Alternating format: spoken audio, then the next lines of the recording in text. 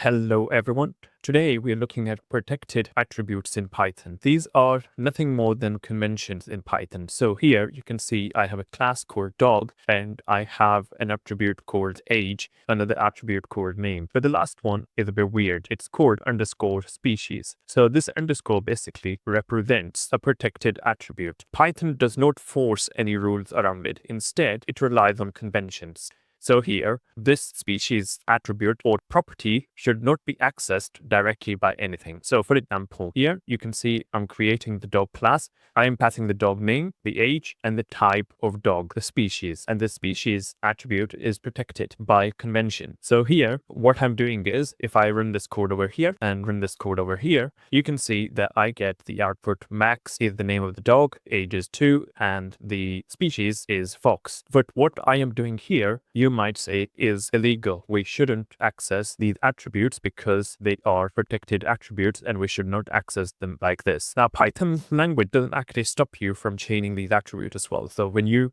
do this, for example, D, and if you add underscore, and you can see you can access the species and are able to change its value.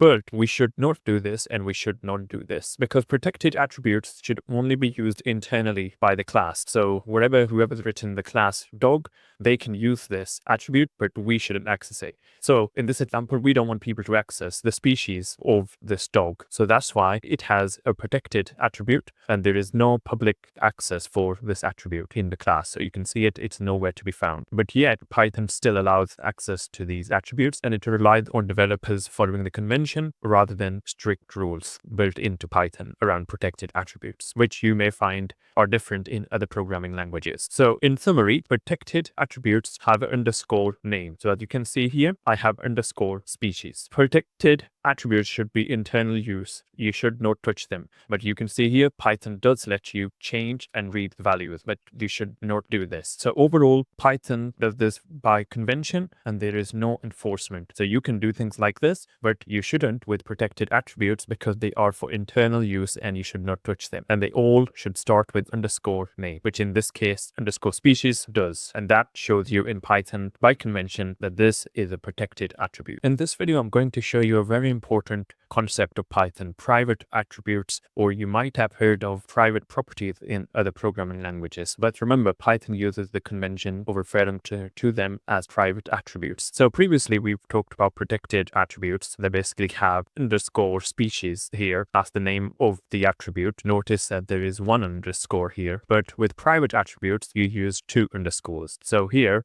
you can see city is an attribute with two underscores. So when we create the dog class over here, it takes in the following parameters or arguments that the user needs to supply. Species is a protected attribute, but city is a private attribute. So you can set it when you create or initialize the class. So here we're creating a dog object and this object has the species and the city. Now city can be supplied in, but in order to read the city out, Python does not enforce any restrictions. What it will do by adding the two underscores here, it will simply change the name of the variable to underscore dog. That's the class name. So you can see here, that's the class name. So all it does is just takes that dog, underscore dog, and then underscore underscore city, which matches our variable name over here. So you might think that by simply, you can refer to the species here and change it to wolf here for the protected attribute. Can you do the same thing with the city? By doing this over here, D is the variable name over here and accessing the city, you're changing it to Washington from New York. It won't do what you expect it to do. Instead, what it will do is create a new attribute or property called city and assign Washington to it rather than change the one you defined as private. In order to change that one, what you have to do is use this convention over here and access it like this. So you would access it like in that format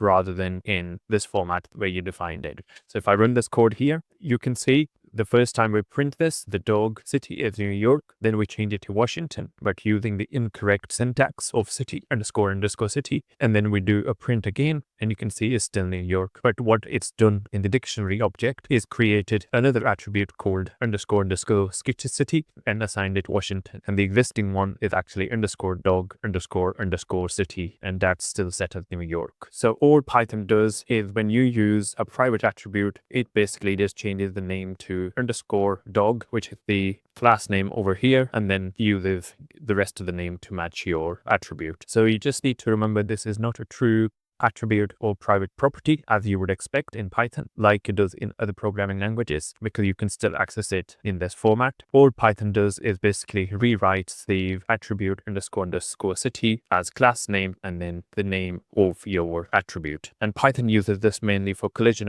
avoidance in inheritance. So just remember, it's not a true private property like it does in many other languages. All it does is just basically change the name of the property, but you can still access it without any problems if you really want to. But you should not access it like this, as that is not a convention, but Python does not enforce any strict rules around it. So a common question I get is when to use a private attribute. So this one is I have a next ID field, and you can see I have used underscore here. So this attribute basically starts off with a default value of 1. Every time somebody creates or initiates an object from this class, then what will happen is the ID number will be assigned from this variable, which is private, which is next ID. So the ID number is controlled centrally as a class attribute or a class level variable. In other programming languages, it may be known as a static property or static member, static variable, but in Python, this is known as private attribute. So, and it's a class level attribute. So here you can see the class level attribute is ID'd. What's happening here is the default position is 1.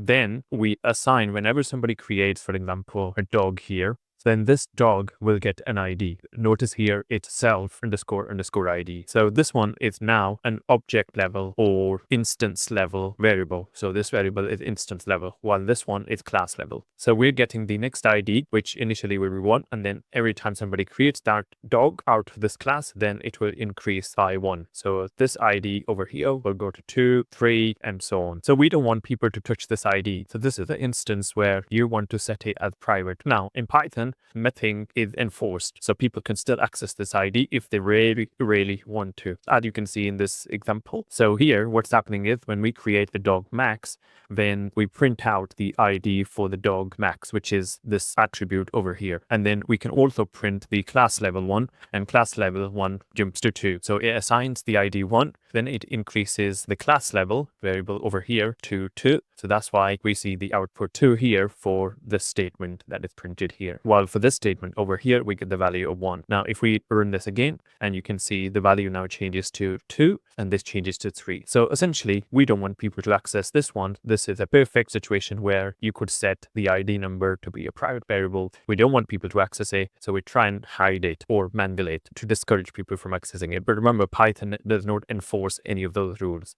So going back to when should you use it, then it becomes that it's an attribute that is purely internal, which in our case, this is purely internal. We want to generate the ID numbers. We also don't want subclasses to touch it. So again, this helps, but again, only to a limited extent because users can still access if they really want to. And this is name collision would be harmful. So again, you can see that although you can access it, but it makes it harder because it's mangled name. So it just makes things hard to access, whereas for other attributes, you can access them easily by just using the name, while here you have to take the long way around or call it underscore dog underscore next ID. So this is known as name mangling in Python. Let's have a look at properties in Python. So this syntax may look very strange to you. Add property at name setter. So I'm going to explain this how you can use properties to really enhance your code. So here I have a simple dog class. This dog class has initialization method. This initialization method allows us to pass in the name of the dog and the age. And you can see down here, I am creating the dog class object and I'm passing in the name Max, which goes into here, and age of 2, which goes into here. One thing I want you to notice is here you have underscore name. This is a protected variable or protected attribute. So in most languages tend to call it protected variable, but in Python we'll call it protected attribute. So here you can see this name gets assigned to here and the age one gets assigned like this. So that's just an argument coming in from there and being assigned simply over here to the instance attribute of age. So the property part is we want to access this protected variable. So what it does is you can see here we define a function. This is a special type of function. It's a property. Simply by adding in at property, this function becomes a property. So what will happen is this function takes in the argument self, which will be the object that you create. So for example, here, dog is Max. So what will happen is you will just pass in this into here. So the actual dog. And then it will return from that dog, which is the underscore name. So the name of the dog will be passed back. So this is known as a getter. And then you have a setter. The setter's job is basically to do some validation. So here, for example, when we change the name of the dog, what we want to do is change the name to Rex. When we do that, that value of Rex gets passed into this function, and then it is validated. So this dog, if it's blank string, then the name cannot be empty. Otherwise, we'll set the underscore name to the value that's been supplied in. So in this case, Rex value has been supplied in. So when I run this code over here, you can see very first time dog name is Max. So that's the print statement over here. And then next we set the name to Rex, which is printed over here. And then you can see that age is set to 999. Now this is clearly an invalid age. And the purpose I want to demonstrate is with this one, there is no validation, but for the name, there is a validation. So if I try and pass an empty string, what will happen is you will get an error to say name cannot be empty because the setter over here, which is this function over here, has some validation built into it. So this validation kicks in this error, which raises the value error with the following message over here. This name must already exist. So that's the property over here. And then you say dot setter. So these are built-in options. So you can see if I do at name, this appears, and then setter, and then this appears. This is the function that will get called as soon as you do this kind of syntax. So now I can type in a validate, for example, Rex. Then if I do that, then the code works and the name is set to Rex. And you can implement similar thing for age because you can clearly see user is able to pass in any age without any validation. So it would have been nice to actually validate the age similar to the way we validate the name of the dog. So it cannot be empty. If you don't do the getter and setter like this, if you don't do that, then essentially you cannot validate your data. So people can input invalid data into your attributes for your classes. In this video, I'm going to show you how to call this property function manually. So you might think that it might be quite easy to just call this property function by its function name. So remember, this is just an ordinary function. What makes it special is this decorator that's been added on, which is the add property. So here, what this does is it converts this function into a property. Now, if I were to remove this word, so if I comment this out, you can see that it changes it to say it's a method. Basically, it's just like any other method that you have. But as soon as you add property, then what happens is this is now named as a property. So think of this as ordinary function. This bit is ordinary function. But as soon as you add the word add property, it becomes a property. But if you remove it, then it becomes a function or a method. So here, we will leave that as property. And you might think, well, this is interesting. What I can do is this function takes in a parameter for the object or the instance, and I can just simply call that function. So you might think that you can do, so this is, remember, this is the property, how you access it, because a property is accessed like this, like in many of the languages, you can modify the property with the getter and setter. But one other interesting thing you can do with Python is, although you can't do this, so you can't say, okay, I'm just going to pass it. I know the method signature is name, so it expects something called self, which is the DOM itself. So I will just do that. And will this work? So if I were to just do a print of this. So if I print this over here, and you can see we get an error here. But if I do, even if I do dog.name, so that's the class name, and try and run this, we still get the error object is not callable. But what you can do is you can access the name property and then its function get. So get the function, the getter function, which is over here, and it expects one parameter. So we'll just say expects the dog one. And if we run this, you can see here, we do get the Rex value printed here from this. So this is how you call a getter in Python if the function is set as a property. So you access it by a property name and use the function get. So that's going to get the getter function. And then you pass it your normal parameters or arguments. And that's how you call the getter method over here manually if you wanted to. But remember, this is the official way that you access the properties, by using the equal sign or by just accessing them from the object that you created like this, just as in many other languages. With Python allows you to do this sort of thing if you really wanted to do it. Python does support protected methods, and the way you add protected methods into Python is by using the underscore before the function name. So here, what we're doing is we're declaring a function, or you might refer to it as a method, but before the name starts of the actual function, so we call this function speak,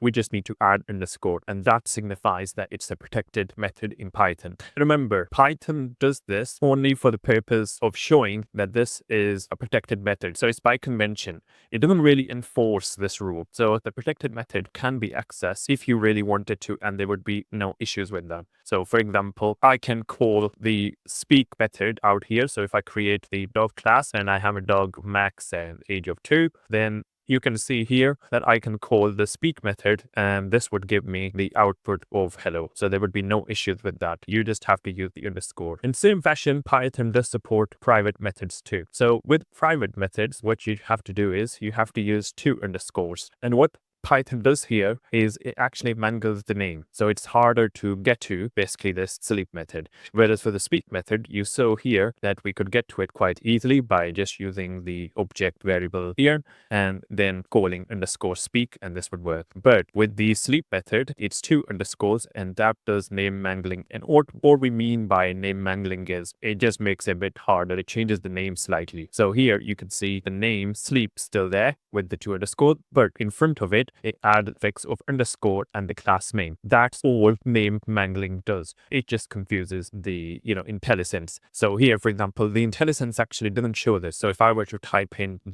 dog here, and as you can see, there are no suggestions. So name mangling by default, the designers of Python and the IntelliSense have made it that anything that sort of begins with the underscore class name, underscore sleep, don't basically show that in IntelliSense. That's all it's doing. There is nothing more complex or nothing more interesting about this. So that's what name mangling is. If you know the function names are like this, there is no problem calling them. So this print statement would actually print out z sleeping, because that's what we said this function actually returns. It just returned this. So just remember, with private methods, it's by convention and name mangling. And really the idea is you use it to protect internal mechanisms, but not the behavior. So, sleeping, maybe you'd only want the internal system to access, and that's all it is. But there's nothing stopping you accessing the method, even if it's private. That's one of the downsides, or you might see it as a positive side of Python. So overall, yes, Python does support protected methods and private methods, but remember, they are by convention, not enforced. There's a bit of name mangling that's introduced. Python doesn't really have static variables for classes. Instead, it has class level variables which behave in the same fashion, but there are some differences that you need to understand. So here, for example, I have declared a variable called count, and you can see it's a variable called count and it's int date type, because I've defined a 0 as the default value for it. How you can tell the difference between a class level variable and an instance level variable is it doesn't have the word self. So if it had the word self, which this doesn't, then it's a class level variable, and you can think of it as like a static variable from other languages. So this property or variable, whatever you want to call it, is accessible via the instance that you create or by the class name. So here, for example, we can increase the count here by doing dog.count plus equal 1. Now this is important to understand. When you do this, it's going to increase the value of this. But if you were to do self like that, so if you type in self.count, then this won't work. This is a separate variable that it will go ahead and create in that specific instance. So not static at class level. In those terms, it's going to become a property or a variable that's tracked at object level per instance that you create. So we will remove that and instead use dog.count. So dog.count is actually referring to this variable because that's what the class name is. So in order to use this, then what you can do is you can access this. So if I were to run this, you can see here that every time you create this this value increases. So 12 there, that's the count. And I'm printing out 2 because there are 2 ways to access this, either via the class name, dog.count, or d.count, which is the particular instance that you're referring to. What Python does in order for this to work is it will look at things in a particular order. So first, it will look at d.dictionary here. So here, it will look at your own object. So I will look at that d and see if the count variable or property exists. If it exists at that instance level, it will give that output. If it doesn't, then it will move on to the next bit, which is dog dot. So it'll look at the dictionary where all the variables are stored and then look at it at that instance level. So that's why when you do d.count, you get the same output as doing dog.count, because Python, what it's doing is looking at it in this order.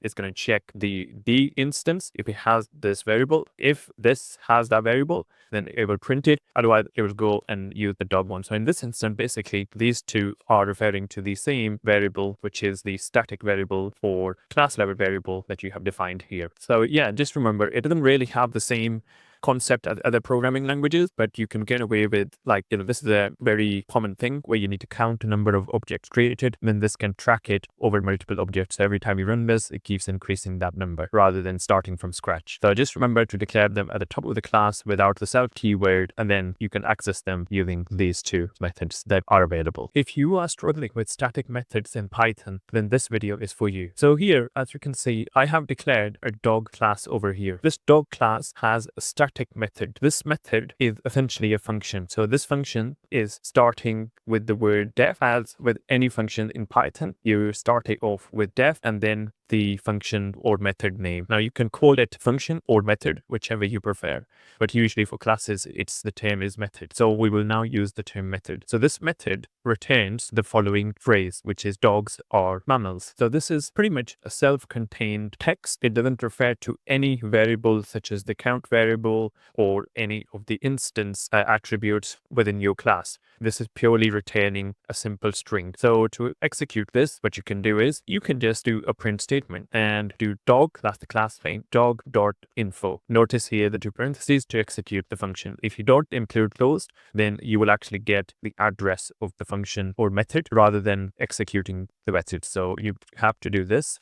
And you can see here, when you hover over it, it just returns a literal core dogs are mammals. So when should you use it? And before I do that, you can also access this if you really wanted to. So if I do a print statement here, so this is where we are creating a dog object. So we're getting the dog's name, and you can see we are also executing this statement, but you can also execute it directly from d.info because that will do the same thing. So you can either execute it via dog or the instant variable that you declare. So going back to here, this is your static method. The reason it's static is you want something where the logic belongs to a class conceptually. So information about this class technically is conceptual information that doesn't sort of sit anywhere else. So this method here belongs within this category. So it belongs conceptually. The other main reason is that the object for the class states are not needed. So these are not needed, i.e. it doesn't use any of the variables or the attributes of a class. So here, none of this name, age, or the count is used. So this fulfills this criteria. So that's another reason this is a static method. The last one is just a repeat that you just want to put this so that it's accessible via the dog class, because you know that it just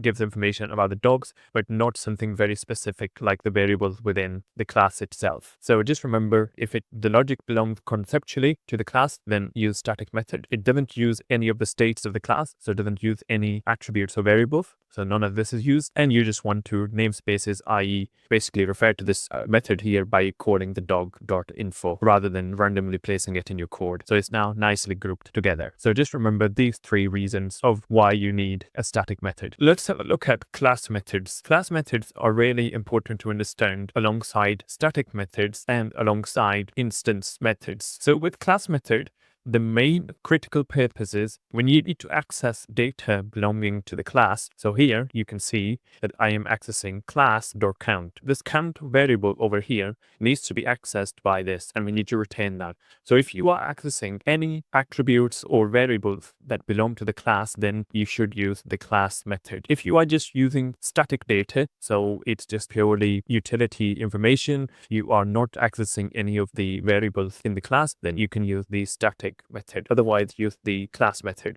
But if you are using the attributes which belong to a particular instance. So for example, when somebody creates an instance of this dog class and they pass in a name and age, then in that case, what you need to do is you need to use instance methods here. So here, this instance method, you can see it's accessing that particular self keyword, which refers to that particular instance of a dog and the name. So when they say speak, then it will say, hello, my name is so-and-so. Whereas the count function here, class method, is only accessing the class level attributes of variables. So down here, when we do this, for example, when you say, if I run this code over here, when you run this method, method, it's going to print out its name. Hello, my name is Max. When you run this method over here, which is dog.info, is printing out a standard dogs or mammal message. And then finally, if you are doing the class method, which prints out the count of how many times dogs have been created. So if I keep on running this, you can see the count increases down here. If I do it again, you can see it increasing. So when this count increases, that